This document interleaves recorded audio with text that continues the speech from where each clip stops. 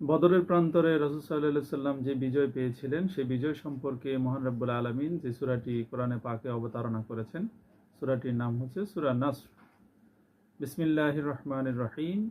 ইযা জাআ নাসরুল্লাহি ওয়াল ফাতহু, যখন আল্লাহর সাহায্য ও বিজয় সমাগত হবে। রাসূল সাল্লাল্লাহু আলাইহি সাল্লামকে আল্লাহ বলছেন এই বিষয়টি সম্পর্কে যে যখন আপনাদের জন্য বিজয় এবং আল্লাহর সাহায্য সমাগত হবে, তখন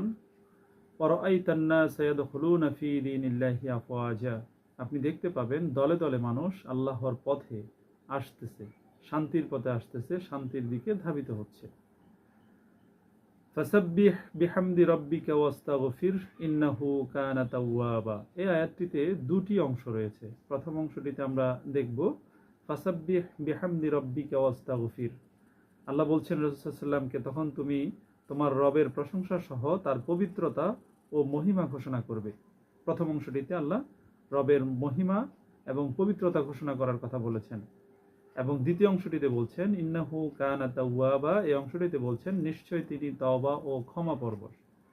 আল্লাহ রাব্বুল আলামিনের কাছে যদি কেউ মন থেকে ক্ষমা চায়, তওবা করে, তাহলে অবশ্যই আল্লাহ রাব্বুল আলামিন সেই তওবা কবুল করবেন, এই বিষয়টি সম্পর্কে ঘোষণা দিয়েছেন।